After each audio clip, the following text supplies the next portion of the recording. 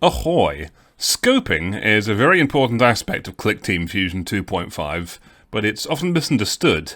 When I talk about scoping, I'm not talking about deciding on the scope of your project. I mean making sure that the conditions and actions in your programming affect the right objects. Despite being important, scoping is handled very implicitly in Clickteam Fusion. Personally, I was introduced to the idea by the Warcraft 3 map editor because that kind of thing was handled a lot more explicitly there. But now, you guys can get the real scoop on scoping without the hassle. Scoping is going to be important for almost any interesting game, so let's go. Part 1. Basic Scoping. Yeah, okay, so I'm going to start a new demo for you guys. I'll show this step by step. I may do it faster with the later demos, but now I've got a copy of the old one in front of me. So this will be a demonstration of the basic scoping ideas. Let's duplicate that 10 by 10. So now we've got 100 versions of this same active object. They're all effectively the same object type.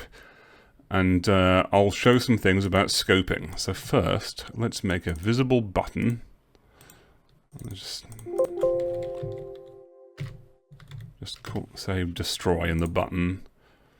So, first off, let's do a thing where if the button is clicked, I destroy the objects. So this should be pretty obvious and bland, right? If I say destroy the objects, I click a button to activate it, look, all the objects are destroyed. And that's kind of information as well. It means if there's no particular scoping for your command, then all the objects are destroyed, and that affects all of them by default. Now, the other thing is some commands, some conditions have implicit scoping in them. So if I do user clicks on an object, single left click on that guy, and I destroy it again there, obviously destroy and destroy are the same command, same action, but this condition has implicit scoping where now it's not going to destroy them all, it's going to destroy only the ones I click on, which makes sense, right? That's kind of user-friendly, it doesn't feel too pedantic or anything, it feels like that's what you'd expect to happen. But the twist is that it is doing its scoping kind of implicitly, or not saying affect these objects please, it's just kind of assuming quite a bit about what you might want out of that. So that's just something to be aware of. Then, let's see. Oh yes, okay, so let's make this a bit more sophisticated. If I set up a variable in these, and we make it called unique ID. That's what I normally call my numbers in the objects. So we can spread all value 1 through unique ID. And what we should then find is that all the objects are now numbered 1 to 100. And they'll be numbered, I think, in the order they were made. That's another thing. Or also, well, I can show this later, but the order they're viewed in at the start of the level also changes things. So those are now numbered. And if I press the space bar and I have a condition where the unique ID of the number has to be greater than 50. And I'll show this properly. Yeah, greater than 50. And again, destroy them. Same command, but it should destroy only half of them. It'll destroy the half that's... Yeah, I guess the top half have IDs greater than 50. So I think the bottom right one is actually number 1. That's the highest priority one, and then the top left one there, the one that I actually made first, is like the number 100. So, yeah, it's a bit weird about that even. So next, I'm going to show a few other things about this. So I'll make it so if you press question mark, it kind of comes out as /, but let's say you press question mark, and there is a... So that will test whether there is a active object of this type with a unique ID that's equal to 1. And I'll get it to just kind of acknowledge this in here. I'll have the debugger say...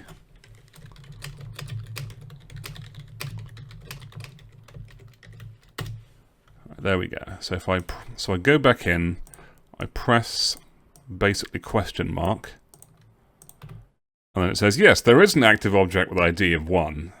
Because there is. And likewise, if I set it up to have 2. There is an active object with ID of 2. This should be pretty predictable. So there it is. Yeah, it's recognizing both of those.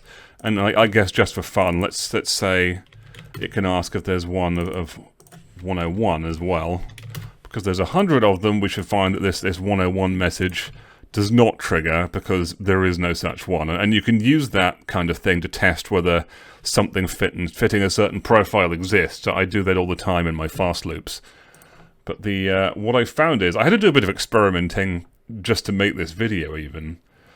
So let's try this and look for an object whose ID is 1 and also 2, right? And here's where it gets a bit sort of pedantic, right? I've got this condition. I'm checking whether there is an object with ID of 1 and an object with ID of 2. And if you're a logician like me, and I did a philosophy degree of a sort, so there's a bit of ambiguity here, actually, about are you looking for 1 and 2 on the same object, or are you looking for an active object? We almost want to hear the words like a and the and things. I think you guys understand me. This is a bit dangerous now. What's it actually doing? So, here's an active ID of 1 and 2. Let's say there are actives with ID of 1 and 2, because this sounds like it's going to be looking for whether both of those exist, really, doesn't it, the way it's laid out? But it doesn't do it, because there's... I think I had to find this out for the video even. What it's doing is it's looking for one object that fulfills both those conditions, and of course those numbers are mutually exclusive, so it's not going to come out with saying, aha, we've found it. There is no such object that has these mutually exclusive numbers in its one variable. So that's something you can experiment with this, right? You can run tests like this yourself and see what the program believes with the ever-handy debug output. But that's a bit of a funny thing that I discovered just from this, really. So a bit more of this. I'll run this again, and let's run debugger. So I say most recent.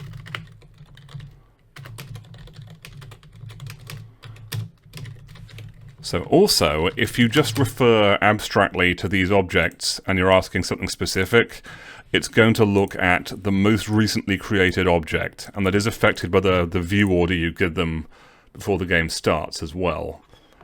So let's try that. We'll just press question mark in here again. So it's saying the ID of the most recently created object is 1. So clearly it starts with 1, and then it goes backwards and does the last created object. So that's a bit unexpected, to be honest. I would have expected to go with the oldest one and have the latest one be the highest number, but whatever. Okay. So there we go. That is how that works. When it's referring abstractly like that, it's going to refer to the most recently created object. Another thing about this is you might think you can make comparisons like this with the compare to general values. So if you do compare two general values and you use that to ask unique ID equals 1, let's say, let's try this.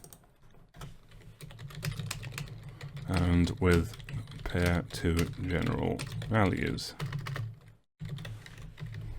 just going to put compare to general values. Boop. Okay.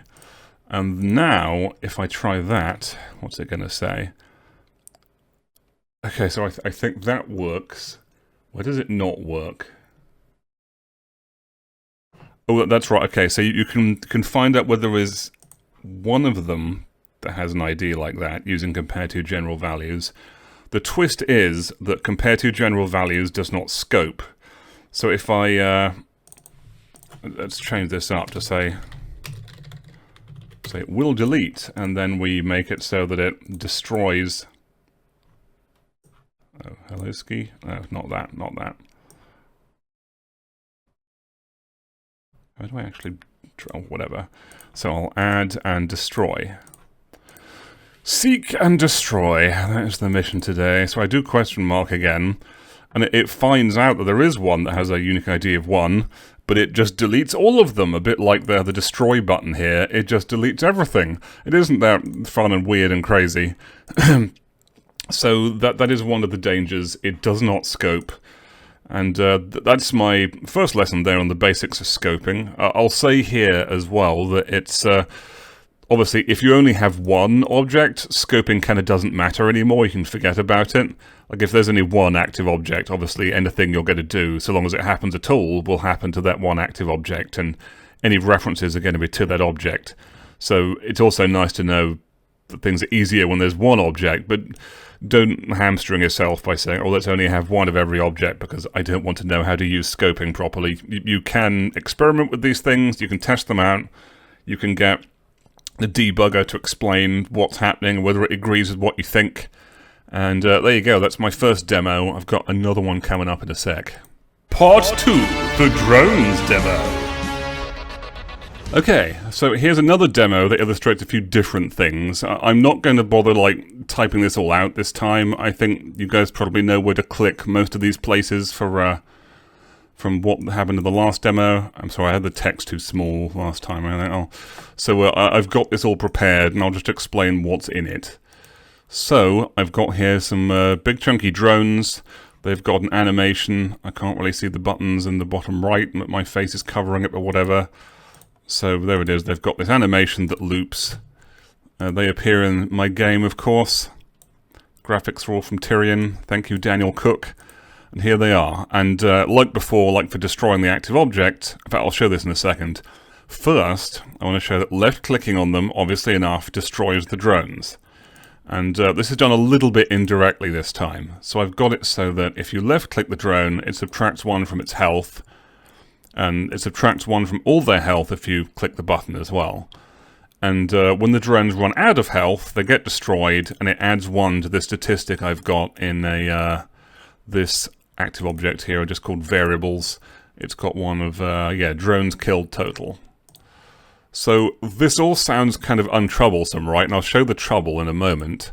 If you click each of them, it counts up the drones killed total. It's being, I guess it's being shown here. We set this string to drones killed total, and then we stringize the variable. Lovely. So all is well, surely. You can kill the drones and all is well, but not so fast, because if I press this kill all drones button, it's going to kill all 3 drones, and look what happens. It thinks we've killed 1 drone, not 3. And what's happening there, well, you can kind of figure it out in a way. When it has this condition here, there is a certain number of drones whose health is less than or equal to 0, and sure enough, it destroys all of them, and then no matter how many drones have 0 health, it adds just 1. So that this could be, even if you don't know about this, this could be an awful bug, right? You're in some game where you're shooting the bad guys, and so long as you kill them 1 at a time per program cycle, it's okay. But if you happen to introduce area of effect attacks, or you have something that just happens to hit at the same time, if 2 guys die at the same time, all of a sudden things stop being counted correctly. And I used to have this problem all the time. I didn't know what to do. So that is the trouble there so far. It's not quite handling the deaths of these drones the way you might want. So let's stop it adding 1 to the drones killed there. I'll just make it 1 minus 1. And this is a habit I have as well. If you want to kind of keep the information that it used to say 1, you can just put 1 minus 1, and that's effectively 0, but the old information's still there. So this is a bit more complicated, so I'll reactivate all this programming and go through how I've handled this. And this is kind of a me-style unique ID fast loop. So firstly, like before, when there are any drones whose health is less than or equal to 0, we start a loop that just says handle drone deaths. And this is kind of part of my method of having something nice and simple. It just says handle the drone deaths, please. And then I program it right, so it does. Thank you, Smithers. It's done. So start the loop. The first thing I do, I've given them a unique ID variable, much like the things in the last demo. Also, I realize this video's already gotten kind of long. I'm going to try and... I'm not going to rush anything, but this is turning into a long video. So there's a unique ID. ready to be set. And so we spread value 1 through unique ID, so it'll be numbered 1 to 3, so just 1 of 1, 1 of 2, and 1 of 3. And then we set the unique ID being dealt with to 1. And then... actually, is that needed, even that condition? Anyway, never mind. So next thing for handling drone deaths is that it starts the loop... Oh no, maybe that's not neither there, but right, yeah. Also want to mention...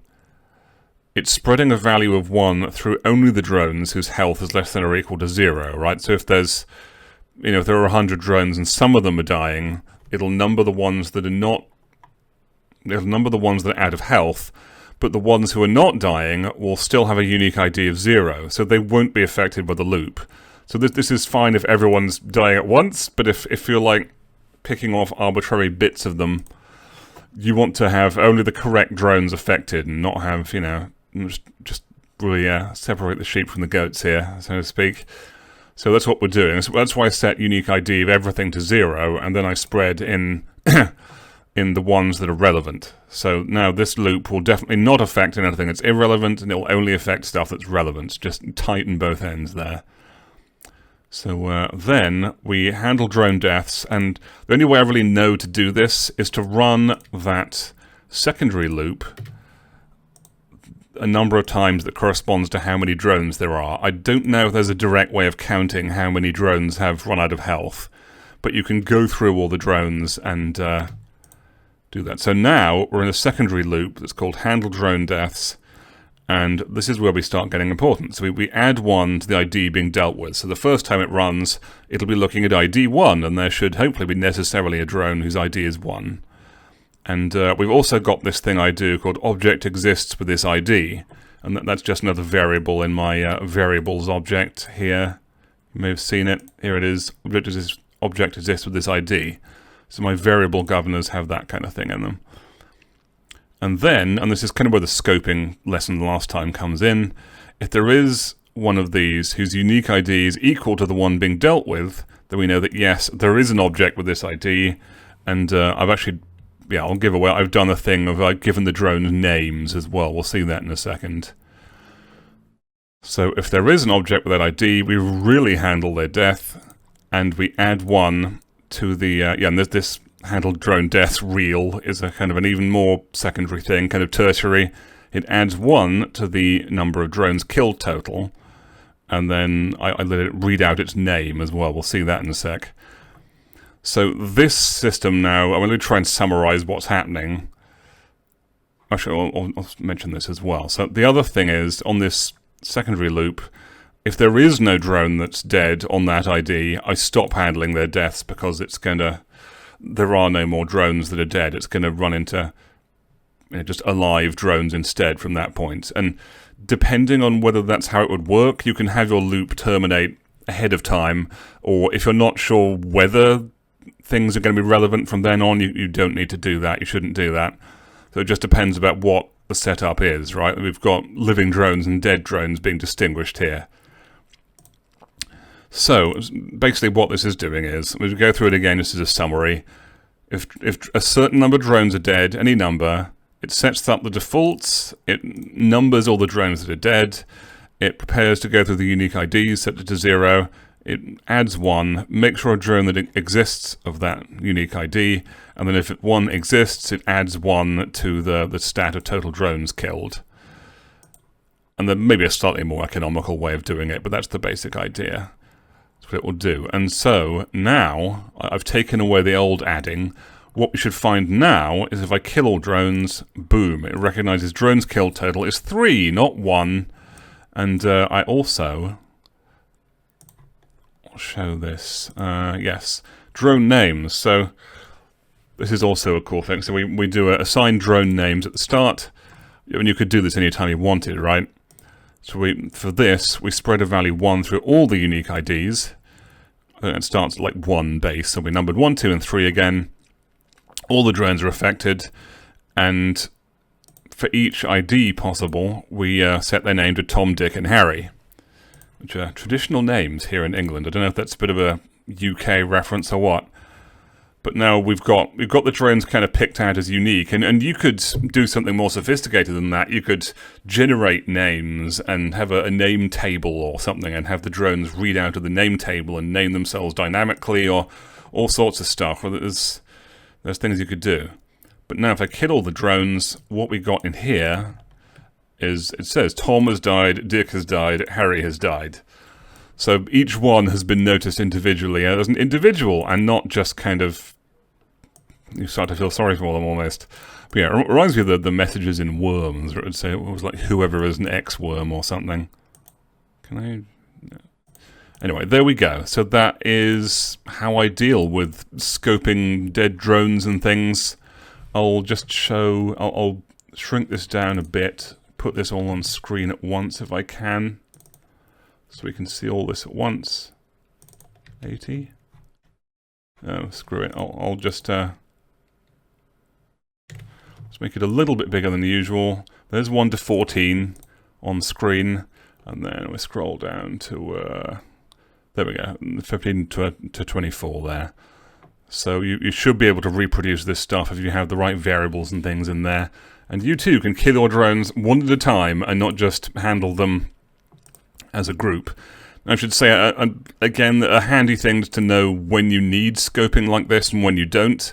I've got systems in Super Space Galaxy that handle my projectiles kind of as a clump, where their angles are arranged according to an equation rather than being handled one after another.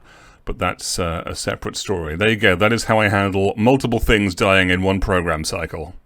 Part 3 on each one of. Okay, so this is a third method. This is going to be much quicker, I think. I know the videos turn into rather an epic, but I'm going to adjust one of these demos to show the on each one of thingy. So let's keep this stuff of spreading value 1 through unique ID. And then I'll just make it so if the button is clicked. So here we are. We've still got 100 objects. Do they have unique IDs as a variable? Yes. And we've got a button to destroy them all. But so let's also use the on each one of thing. And I had to find that it's really tough to find. I'm going to have to follow my own instructions just to find this darn thing. So you go in here, you click the button, and then so it should be count for each object. Yeah. And then we say destruction loop is the name of the loop. And then for this, I say loops. Right, loops on each object, where the name of the loop is destruction loop. So that's the format. I'm not going to do masses with this, but that's kind of how you find these things. Yeah, and then we just have the debugger say object is, will read out the unique ID of each one, and it should just read out, I suppose, 1 to 100. I mean, for all I know, it's going to read out 100 to 1 instead. That's the kind of thing it's worth checking out. There it goes. Okay, 1 to 100.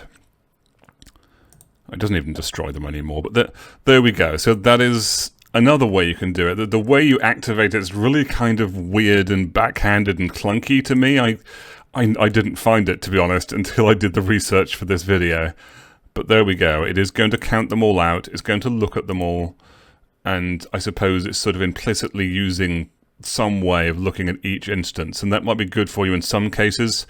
I should think it's best if you use that only for things where you want to look at all the objects. If you want, like with the drones thing, if some drones are alive and some are dead, maybe you don't want to use that, or maybe you want to limit it somehow.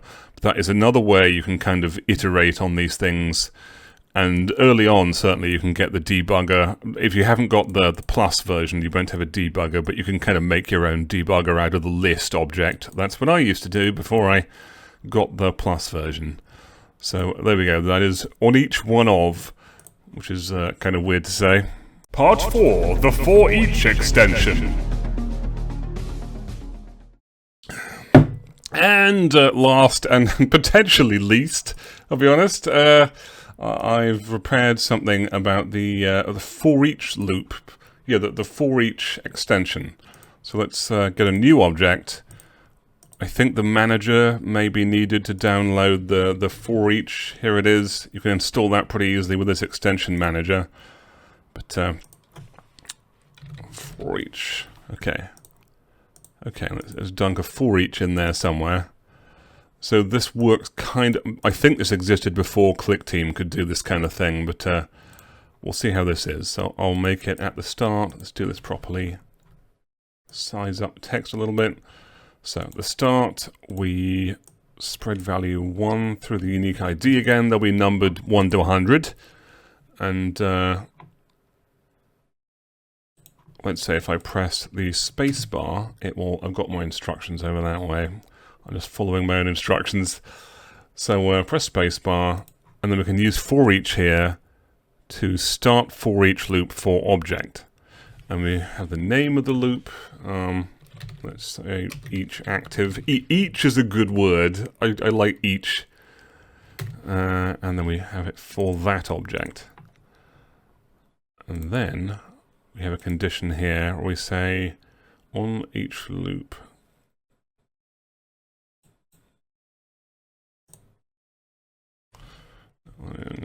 Each active. And then we say, we'll just send out the unique ID again. So we send the text and say, is stringize its unique ID. So it should just, again, have much the same effect, really. We've got these 100 and it all... Oh, did I not do that right? Oh, no, okay, right, well, that's actually quite useful. It illustrated something. So I actually did use the wrong option. It was on ForEach loop for object. Okay, then we say each active. That's what happens if you didn't do it right. There we go. Take notes, don't be like me. Okay, and that illustrates quite nicely. So then we've got 1, 2, all numbered all the way down to 100. And that will have a similar effect, because you can see it's reading out the IDs of the correct ones. So you might want to use that. Clickteam's one is a bit sort of weird. I'm not sure there really is any non-weird scoping in Clickteam, to be honest. Once you've got one method, you can pretty much stick with it. And there you have it. You don't need to use everything in this tutorial. Just take your favored scoping method and use it to pick objects out. Without scoping, I wouldn't be able to do most of the cool things in Super Space Galaxy. When these new big enemies die, they leave behind 3 floating pieces that keep the momentum of the enemy object that was just destroyed. They also have modular guns attached that have their own variables, and the system can support multiple enemies and multiple guns on each. Get the hang of scoping and you too will be able to attach guns to anything you want and have it work seamlessly. Do you have a game you've always wanted to make but don't know how to get started? My coaching program is designed to help you finish your first game in Clickteam Fusion 2.5. Click the link in the description to learn more, and let's get you on the path to being the game developer you've always wanted to be. But now, you guys can get the real scoop. Why would I talk like this?